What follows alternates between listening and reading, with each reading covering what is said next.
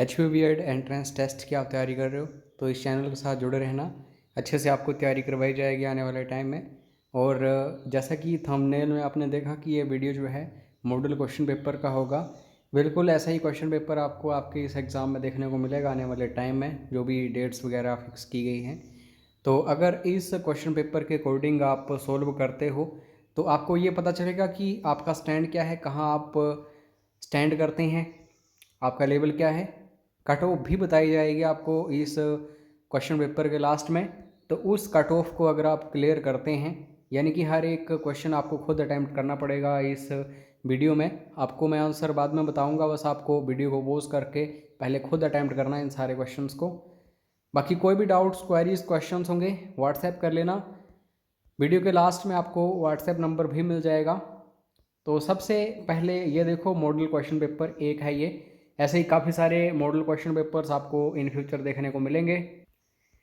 Sections कौन कौन से होते हैं इस एग्ज़ाम में ध्यान देना। टीचिंग एप्टीट्यूड अप्रोक्सीमेटली 40 क्वेश्चंस होते हैं। जनरल अवेयरनेस के 30 क्वेश्चंस होते हैं। हिंदी और इंग्लिश दोनों को मिला के 40 क्वेश्चन होते हैं। रीजनिंग के 20 क्वेश्चन होते हैं। रीजनिंग में कभी कभार मैथमेटिक्स के क्वेश्चंस भी इंक्लूडेड हो जाते हैं। उसके बाद दोस्तों कमीशंस जो होते हैं उसके भी लगभग 20 क्वेश्चंस होते हैं। तो ये बन गए 150 क्वेश्चंस टोटल। इन्हें हम अभी डिस्कस करेंगे। तो टीचिंग एप्टीट्यूड से स्टार्ट कर रहे हैं। हर एक क्वेश्चन को खुद अटैम्प्ट करना। अब पहला क्वेश्चन है, arrange the following teaching process in order. Teaching processes जो हैं उनको अरेंज करना है ऑर्डर में। तो ये है इसका सही ऑर्डर। आप देखना कि आपको इसका सही ऑर्डर अरेंज करना आया या नहीं। ऑब्जेक्टिव्स फॉर्मुलेट करने होते हैं। Relating the present knowledge with the previous knowledge, पुराना जो नॉलेज था उसको इस टाइम जो नॉलेज है उससे कोरिलेट करना है। प्रेजेंटेशन ऑफ मटेरियल्स, जो मटेरियल्स हैं उनकी प्रेजेंटेशन कैसे करनी है। इवैल्यूएशन करना होता है, मूल्यांकन करना होता है। टीचिंग, और यानी कि लास्ट में जो रीटीचिंग होती है, पुनर्शिक्षण। Next question, maximum participation of students is possible in teaching through dash के माध्यम से शिक्षण में छात्रों की अधिकतम भागीदारी संभव है।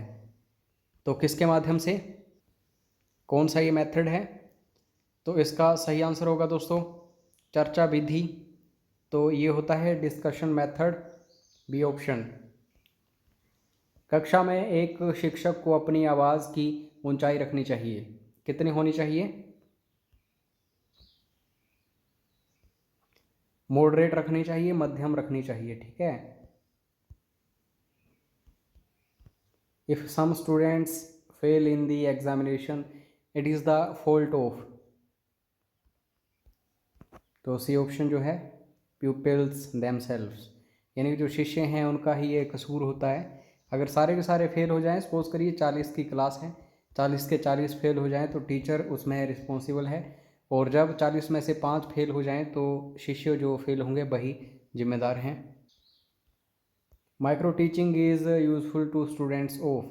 माइक्रो टीचिंग जो है किन स्टूडेंट्स के लिए यूज़फुल होती है। तो ध्यान दीजिए, ऑप्शंस आपके सामने हैं। माइक्रो टीचिंग जो है एडवांस लेवल है, तो हायर क्लासेस और प्राइमरी क्लासेस दोनों के लिए, ठीक है। किसी पर्टिकुलर क्लास के लिए नहीं है, हायर और प्राइमरी दोनों के लिए है।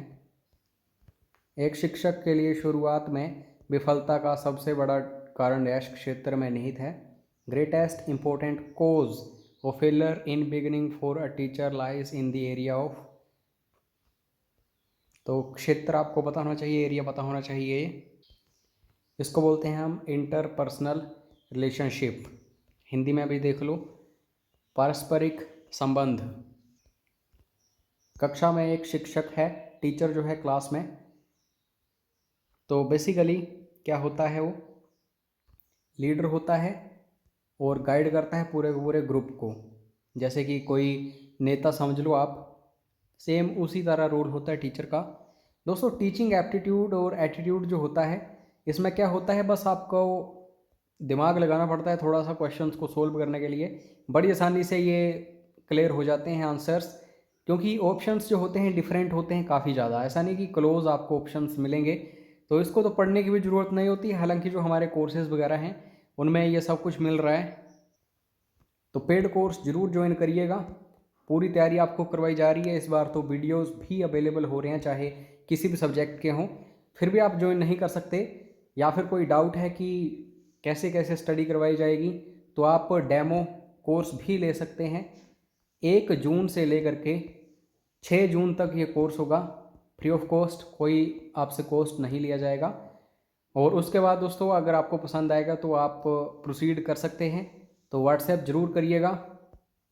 PDF फाइल भी आपको व्हाट्सएप पर ही मिल जाएगी ये वाली, ठीक है। लेकिन वीडियो पूरा ज़रूर देखिए, क्योंकि जो मैं समझा रहा हूँ एक्स्ट्रा कंसेप्ट्स वो आपको इस PDF फाइल में नहीं मिलेंगे, और इस PDF फाइल में आंसर भी नहीं होंगे, ठीक है। Next question, verbal guidance is least effective in teaching. तो ऑप्शंस आपके सामने हैं, किस तरीके की ये टीचिंग होती है। तो इसको दोस्तों हम बोलते हैं स्किल्स। तो इसका D option, an effective teacher adopts the norms of, एक प्रभावी शिक्षक डैश के मानदंडों को अपनाता है। किस तरीके के मानदंड होते हैं ये, या फिर नॉर्म्स की बात करूं, डेमोक्रेटिक सोसाइटी होता है ये भी, लेसेस फेयर सोसाइटी ये भी होता है, उसके बाद ऑटोक्रेटिक सोसाइटी ये भी, यानी कि सारे के सारे, ठीक है। Best educational programme is one which is according to the, best educational programme जो होता है दोस्तों ये किसके अकॉर्डिंग होता है,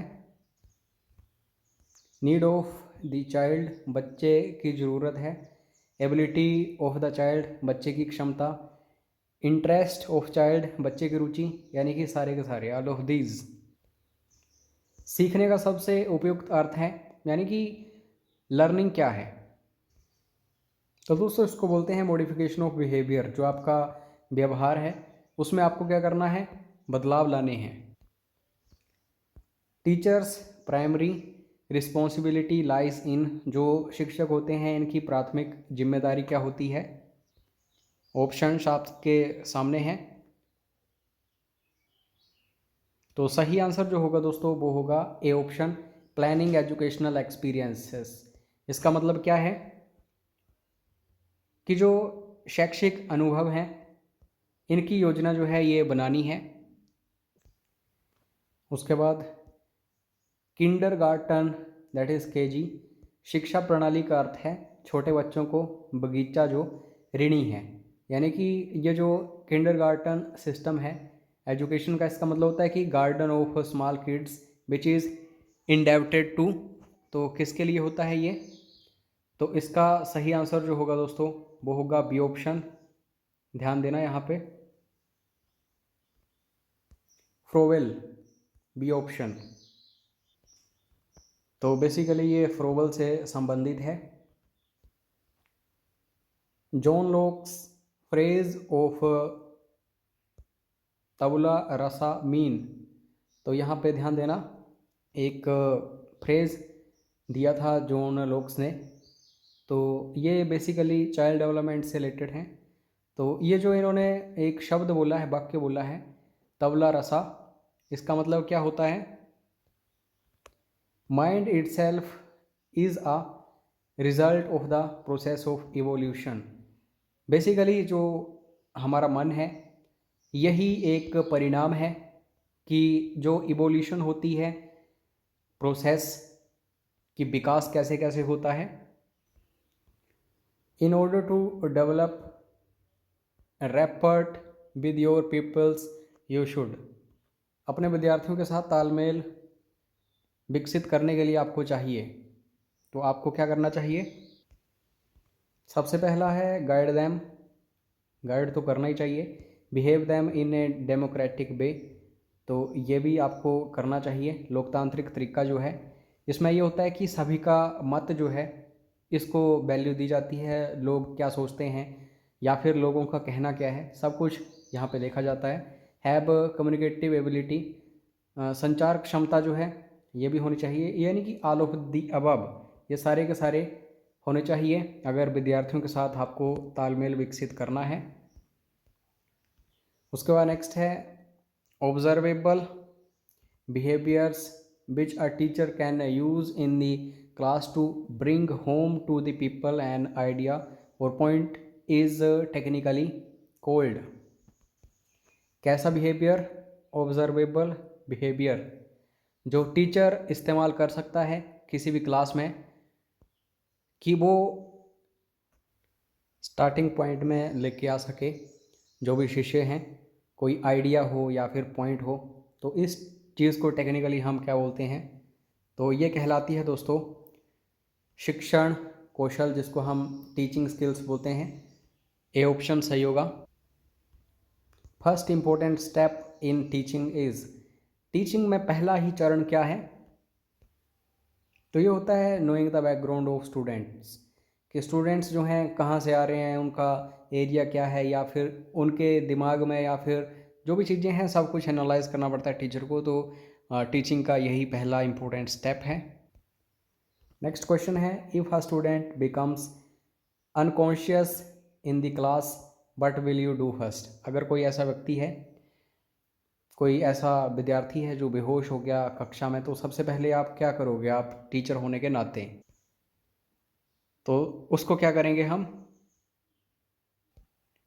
फर्स्ट एड देंगे और नियर बाय जो भी डॉक्टर होगा, कोई हॉस्पिटल होगा, उससे कांटेक्ट करने की कोशिश करेंगे। तो C option. Teachers professionalism may be assessed in terms of all of the following commitments except. दोस्तों यहाँ पे बात हो रही है कि जो टीचर का प्रोफेशनलिज्म होता है, यानी कि जो उसका व्यावसायिकता होती है, उसको एक्सेस किया जा सकता है, उसका मूल्यांकन किया जा सकता है। जो भी उसके कमिटमेंट्स होते हैं, प्रतिबद्धताएं होती हैं, लेकिन किस चीज़ को छोड़ के? तो ये है commitment to the religion and caste. कोई भी टीचर अगर किसी भी धर्म से, किसी भी जाति से है, तो उससे उसके बारे में कुछ भी पता नहीं लगाया जा सकता। ठीक है, तो ये बिल्कुल गलत है। सी ऑप्शन सही होगा इसका। यदि आपकी कक्षा के अधिकांश छात्र कमज़ोर हैं तो आपको क्या करना चाहिए? Keep your teaching slow along with some extra guidance to bright peoples. तो आपका जो बेसिकली स्पीड है टीचिंग की, उसको स्लो करना चाहिए। अगर आप एक पार्ट जो है एक दिन में पढ़ा रहे हैं तो उसको कम से कम 2 दिनों में पढ़ाइए, ताकि स्टूडेंट्स को आसानी से समझ आए वो। और ज़्यादा से ज़्यादा समय जो है उन विद्यार्थियों को दीजिए, उन्हें गाइड करते रहिए, समझाइए कैसे कैसे पढ़ना है और कैसे नहीं। Which of the following is the most important single factor in underlying the success of beginning a teacher. इसका मतलब यह है कि कौन से ऐसे महत्वपूर्ण फैक्टर हैं, तथ्य हैं कि यहाँ पे जो सक्सेस है, सफलता जो है टीचर की बिगिनिंग में हो। तो इसको हम बोलेंगे personality and its ability to relate to the class and to the peoples. जो शिष्य वगैरह हैं वहाँ पे काम करना है, यानी कि जो पर्सनैलिटी है और जो एबिलिटी है, क्षमता है, और जो उनका व्यक्तित्व है, उसको आपस में कोरिलेट करना है। तो इसका सी ऑप्शन सही होगा। उसके बाद next question, the field of education is permitted by conflicts and misconception because. शिक्षा के क्षेत्र में संघर्ष और गलत धारणा के कारण अनुमति है क्योंकि problems encountered in teaching are not amenable to rigorous scientific investigation. इसका मतलब ये है कि शिक्षण में आने वाली समस्याएं कठोर वैज्ञानिक जांच के लिए उत्तरदायी नहीं हैं। ठीक है। उसके बाद नेक्स्ट क्वेश्चन है, यदि आपके कुछ शिष्य कॉलेज परिसर में आपके साथ दुर्व्यवहार करते हैं तो आपको अवश्य करना चाहिए। जो कुछ एक प्यूपिल्स हैं वो आपके साथ मिसबिहेव करते हैं कॉलेज कैंपस में, तो आप क्या करोगे? आप टीचर हैं अगर तो इम्प्रूव देयर, या फिर अपना जो बिहेवियर है उसके ऊपर काम करना है। और जो हमारा कैरेक्टर है और जो हमारी विद्वता है, स्कॉलरशिप, इसको हिंदी में भी समझ लो। अपने चरित्र और विद्वता से उनके व्यवहार में सुधार करना है। सबसे पहले खुद को इम्प्रूव करना है। हो सकता है हमने कुछ ना कुछ कमी कहीं पे दिखाई हो अपने शिष्यों को, तभी हमें वो अच्छे से इज्जत नहीं कर रहे हैं। तो पहले खुद के ऊपर काम करना है, ठीक है। उसके बाद नेक्स्ट है, यदि एक शिक्षक के रूप में आप पर छात्रों द्वारा टिप्पणी पारित की जाती है तो आप करेंगे। If remarks are passed by students on you as a teacher you will. अगर आप टीचर हैं और फिर भी आपके ऊपर टिप्पणियां कर रहे हैं स्टूडेंट्स की, हमारा टीचर ऐसा है वैसा है, तो आप क्या करेंगे? ऑप्शंस ध्यान से देखो। तो सही आंसर जो होगा वो होगा be impartial at the time of evaluation. आप ऐसा मत सोचना कि आप सही हो, आप ऐसा भी हो सकता है कि गलत हैं, तभी तो आपके शिष्य जो हैं आपके ऊपर टिप्पणियां कर रहे हैं। तो ध्यानपूर्वक आपको ये चीज़ें सोचनी है। उसके बाद नेक्स्ट क्वेश्चन, सिवाय एक प्रभावी शिक्षक के सभी निम्नलिखित विशेषताएं हैं। All of the following are characteristic features of an effective teacher except. यानी कि 3 जो होंगी ये इफेक्टिव टीचर की विशेषताएं होंगी, एक नहीं। जो एक नहीं है वही हमें चुननी है।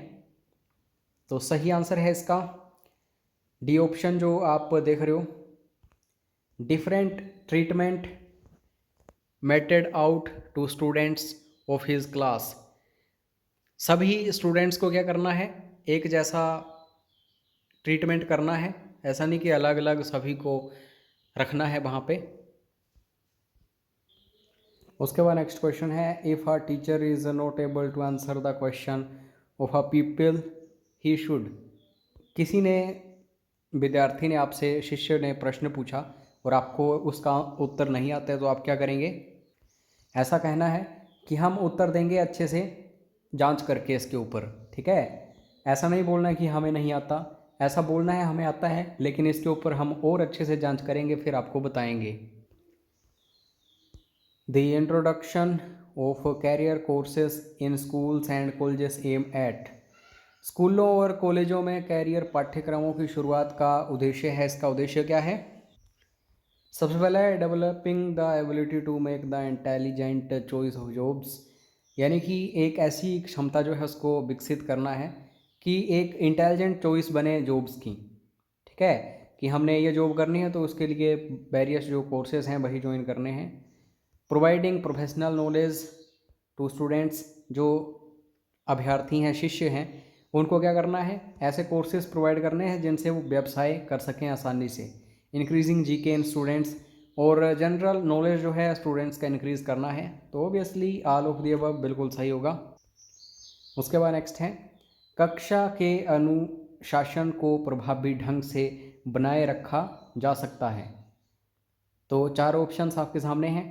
क्लासरूम डिसिप्लिन जो है इसको कैसे मेंटेन किया जा सकता है? तो पहला जो है, knowing the cause of indiscipline and handling it with stern hand.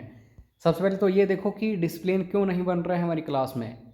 क्या हम में ही कमी है? क्या कोई पर्टिकुलर स्टूडेंट्स हैं, 2 या 3 ऐसे स्टूडेंट्स हैं जो इस का कारण है? फिर उनको हैंडल करना है अच्छे से, ठीक है। आप में भी कमी हो सकती है, आप फालतू कुछ बातें करते हो क्लास में, आप टीचर हैं तो हो सकता है इनडिसिप्लिन हो जाए। तो ए ऑप्शन। उसके बाद, teachers should study educational philosophy because. शिक्षकों को शैक्षिक दर्शन का अध्ययन करना चाहिए। क्यों करना चाहिए? एजुकेशनल फिलोसफी क्यों पढ़नी चाहिए टीचर्स को?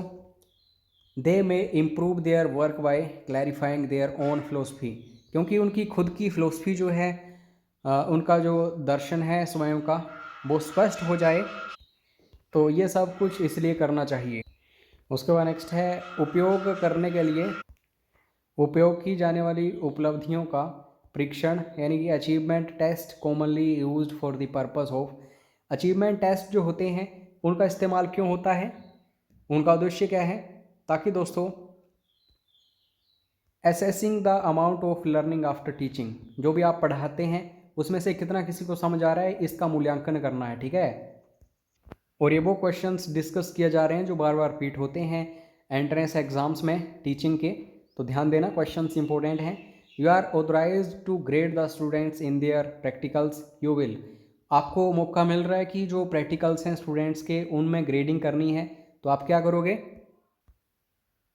तो दोस्तों, grade the students only on the basis of their performance without being partial.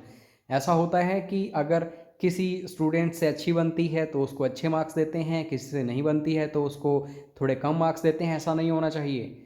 जो उनकी परफॉर्मेंस है उसी के हिसाब से मार्क्स देने चाहिए। हिंदी मीडियम में भी हैं सब कुछ, तो आप देख लेना ध्यान से। नेक्स्ट है, which educational psychologist believed in the fact that all children have the potential to learn. ऐसा एजुकेशनल फिलोसफिस्ट या फिर साइकोलॉजिस्ट जिसने ये माना है कि सारे के सारे जो बच्चे होते हैं उनके पास क्षमता होती है सीखने की। तो इनका नाम है दोस्तों फ्रेडरिक फ्रोवेल। ऊपर हमने इनसे रिलेटेड और क्वेश्चन देखा था, ठीक है, चिल्ड्रन गार्डन वाला।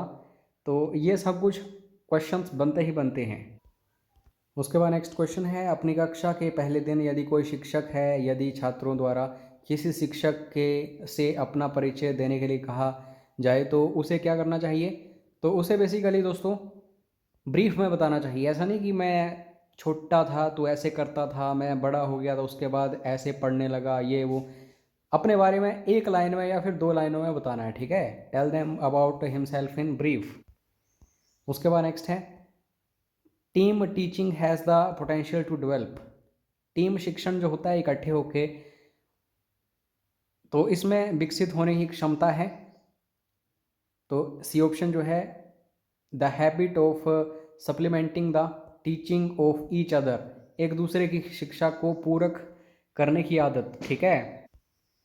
नेक्स्ट है, attitudes concept skills and knowledge are products of. अभिवृत्तियाँ, अवधारणाएं, कौशल और ज्ञान किसके उत्पाद हैं? इन 4 ऑप्शंस को ध्यान से देखो, ये मोस्ट इंपॉर्टेंट क्वेश्चन है। तो इसका सही आंसर जो होगा सीखने का, लर्निंग का। यदि कोई छात्र लगातार अपनी आंखें मल रहा है और ब्लैक बोर्ड, जिसको श्याम पट बोलते हैं, के काम के दौरान ध्यान नहीं दे रहा है तो वह कर रहा है, उसको क्या प्रॉब्लम आ रही है, किस चीज़ की? तो उसको दोस्तों विजुअल प्रॉब्लम आ रही है, सी ऑप्शन। तो उसको आप बोलेंगे कि आप अच्छे से देखो, या फिर उसकी पोजीशन चेंज करेंगे, जहां वो बैठा है दूसरी जगह उसको ले आएंगे। वैल्यू एजुकेशन स्टैंड्स फॉर, यानी कि मूल्य शिक्षा का अर्थ क्या होता है? तो इसका अर्थ होता है दोस्तों इनकलकेशन ऑफ वर्चूज, सद्गुणों का विकास, ठीक है। शिक्षकों का ट्यूशन के प्रति कैसा रवैया होना चाहिए? What should be the attitude of teacher towards tuitions? तो ये दोस्तों, he should do it as charity. पैसे नहीं लेने हैं, बिल्कुल फ्री ऑफ कॉस्ट ट्यूशन देनी है, क्योंकि ऑलरेडी वो टीचर हैं। तो इससे क्या होता है कि जो स्टूडेंट्स हैं उनसे उनका अच्छा, आप कह सकते हैं, अटैचमेंट हो जाती है। मान लीजिए कि आप किसी ऐसे अल्पसंख्यक कॉलेज में पढ़ा रहे हैं जहां जातिवाद और संकीर्णता आपको शिकार बनाती है, वहाँ बेहतर समायोजन के लिए आपको चाहिए।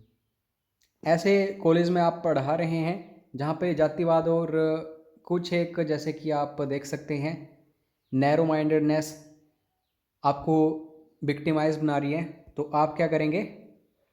तो बेसिकली ए ऑप्शन जो है, uplift the humanistic values beyond these narrow wall and develop scientific temper in your students.